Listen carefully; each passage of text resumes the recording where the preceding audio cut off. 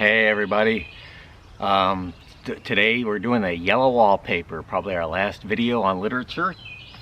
And you guys did a really nice job on the discussion board, thank you very much. And I feel like I'm ready to let you go out into the wide world. Based on your posts and the papers you've written, you've learned a lot this semester, and I'm very, very impressed.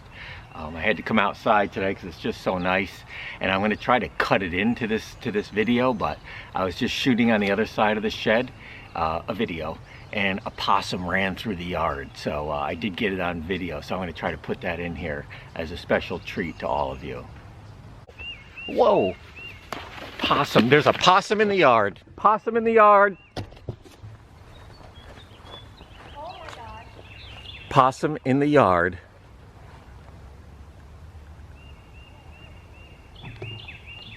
That was exciting. That was awesome. We had a possum just walk through class. And a possum really shouldn't be out during the day because they're nocturnal. But I'm gonna guess my wife over there is washing the deck, and it was sleeping under the deck and got a little perturbed about it, so it ran over under the shed. So even though the possum's out during the day, it looked pretty healthy. I don't think it's rabid, but I'm not going to try to pet it. But that was pretty cool, wasn't it? That was pretty cool. All right, but we're going to just cut right to your questions. And in this video, I'm going to try to keep it short since you're all real busy these days, I'm sure, wrapping up the semester. We'll get right to the questions. What is the theme? All right, Alexandra, nice way to cut right to it. The theme of the story: the rest cure is bad. What does the wallpaper symbolize in the reading? Very good, Alexandra. This woman who's been given the rest cure, which we will talk more about, she's been papered over, right? She's been wallpapered over. So in her mind, she's projected herself. Vincent, is the wife projecting her dreams and desires onto the women in the wallpaper? Yes. You're always a step ahead of me, Vincent. Yes, that's exactly right. She's projecting herself behind the wallpaper. Is the wife's true illness her marriage? No, I don't think so, because her husband's actually a good guy. Here's the thing about her husband, John. He's a doctor. He's doing to her what he has been trained to do for patients, women suffering from mental illness. That's all. He's doing his best. He's sincere. This is not a story about a bad husband or a bad marriage. It's a story about a bad medical practice, a dangerous one. Good question. Brandon, yeah, both women are trapped within the room, and the woman becomes more apparent the longer the wife stays. Very, very good. Actually, that's another Vincent. Vincent, you're right. She gets worse. We're going to talk about that. Brandon, I feel the narrator is indeed reflecting her own self of the woman. Again, Brandon, you're always a step ahead of me these days too. You're doing a bang-up job in this class. Emily's on board. The woman behind the wallpaper is more apparent as the narrator becomes more agitated. Exactly, Emily. That's one of the things we see, how we see the narrator getting worse because of the rest cure. She becomes more agitated. Vincent chiming in again. John does not allow his wife to live downstairs because there is not enough space for them to share one room. Okay, now this is a good one. Where are they, right? Where are they? Now, our narrator, first-person narrator, she is not a reliable narrator. Number one, she's having severe mental duress, and number two, she's being lied to. She is not at a bed and breakfast or a house they've rented. Don't stay at a bed and breakfast or rent a house where the furniture's been chewed on and the wallpaper's peeling. Our poor narrator is in, she's not financially poor, but she is in a mental institution. And we know that because the bed is chewed, the paper's torn off the walls. There are rings on the wall where you would tie patients up.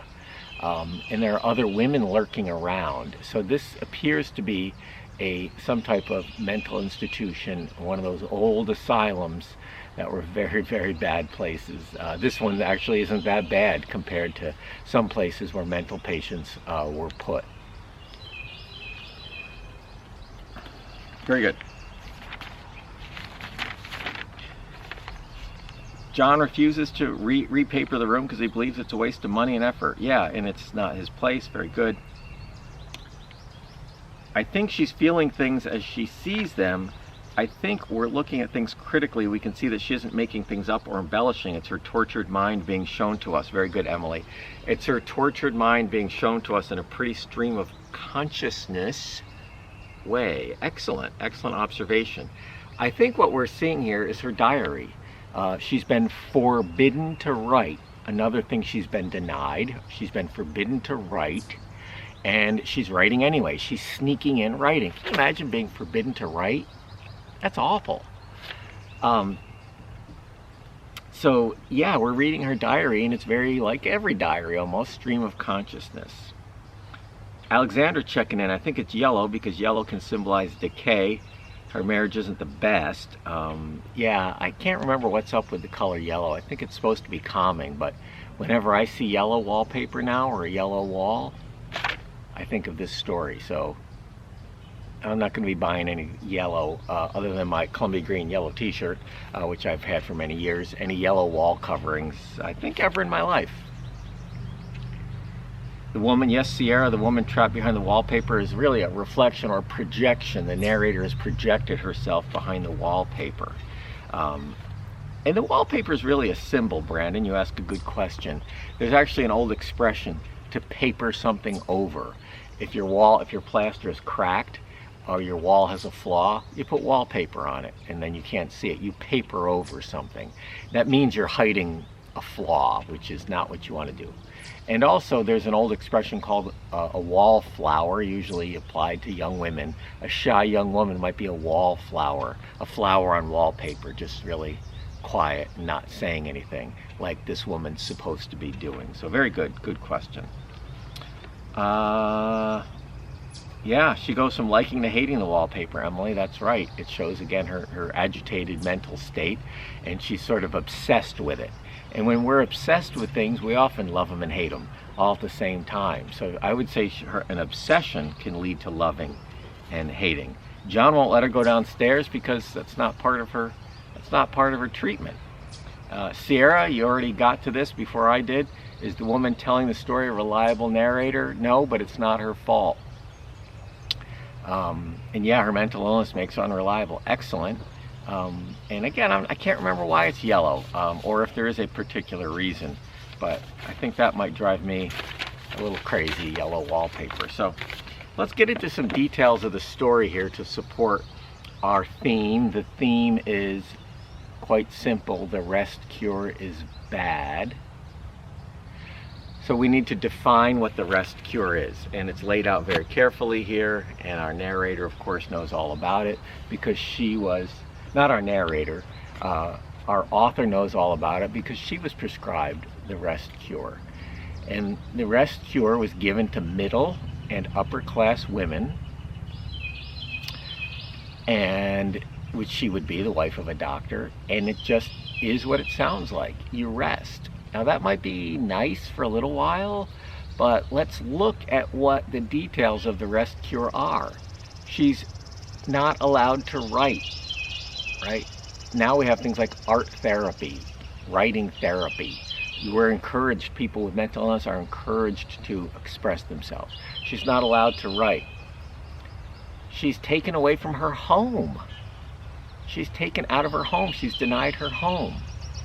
Her family, she has a baby. We'll get to that in a minute. And she's not allowed to be around her baby or her children. She's denied her liberty. She's sort of semi-locked up in this asylum, right? She's denied any work, any activity whatsoever. And no friends or family are allowed to visit. This was supposed to help. But those are the elements of the rest cure, and you need to know those elements of the rest cure as seen here. Now, before we get all high and mighty, like, what were those idiots back in the 19th century thinking? Well, guess what, people? There's stuff we're doing right now in 2020 that someday somebody's going to look back and say, what were those idiots thinking? Right? I don't know what it will be. I have my suspicions, right? I have my suspicions. Crass consumerism. abusing the planet. I mean, you guys are better at this than I am, coming up with things that we'll look back on and go, what were we thinking, right? Maybe Instagram. But let's face it, let's not be arrogant in our time period. Don't think everything we're doing now is right, because we're doing it now and this all seems normal to us. If anything, maybe our COVID-19 lockdown, or whatever we're calling it, maybe that's shown us what we can live without, and maybe some things we can't, like human contact. Most of us are missing, but I think we can live without going to H&M or Forever 21 and buying cheap clothes made by children in factories in third world countries. Maybe we can live without that. So let's not be arrogant, but let's say the rest cure was bad. Now, the other point that came up here that Emily brought up, how do we see the narrator getting agitated? Because if the point of the story is the rest cure is bad and makes people more mentally ill, then we need two parts. We need the rest cure, which we just defined, and we need to see her getting worse. Now, the origin of her illness was probably postpartum depression. We know she just had a baby, and sometimes women do suffer depression after giving birth for reasons I don't understand. I'm not sure anyone does. But that's just the beginning. The cure makes her worse. Number one, she starts chewing on the furniture. Chewing on the furniture is not a good sign, people, unless you're a puppy. She starts tearing at the wallpaper, right? She becomes obsessed with the wallpaper. She becomes paranoid that John and Jenny also see the woman behind the wallpaper but won't say anything. They are probably talking about her, trying to help her, but she becomes paranoid that they're sort of out to get her. She becomes nocturnal, right? Like that possum I just saw. She becomes nocturnal. She's up all night and sleeping during the day. That's really not healthy. Even if you have to do it, it's not real healthy. And she's just generally having a total breakdown. And at the end of the story, she's walking around the room rubbing her shoulder against the wall, making a smooch on the wallpaper. And you have a feeling she's not the first woman to do this, So one other point at the end of the story, her husband John, when he walks in on her having this sort of total meltdown, rubbing her shoulder around the wall in the room, he faints. That's a good thing, right? That speaks well of him. He could have left. He could have kicked her. He could have sat down and taken notes. He could have screamed at her. But our author has the husband faint. I mean, this is a good husband. And he's as much a victim of this as she is, because he was taught in medical school that this is how you treat the rest cure. This is how you treat mental illness in a woman, with the rest cure. So the ending of the story, she's had a complete breakdown, and he faints. I do want to point out that the larger story of this story has a happy ending. Charlotte Perkins Gilman, an ardent feminist, had all sorts of forward-thinking ideas. She sent this story to the man who invented the rest cure, Silas Weir, I think was his name, and he read it, and other people read it, and it slowly changed how we treat mental illness. So this story actually had an effect. It had a positive effect. It changed the way we do it. And what replaced the rest cure? Well, the cure we still have. It's not quite a cure, but the talking cure.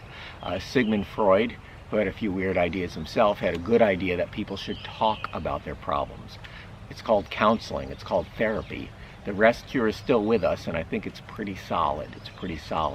But I still think we have a long way to go in treating mental illness, but we've come a long, long way. Just like we've come a long, long way this semester.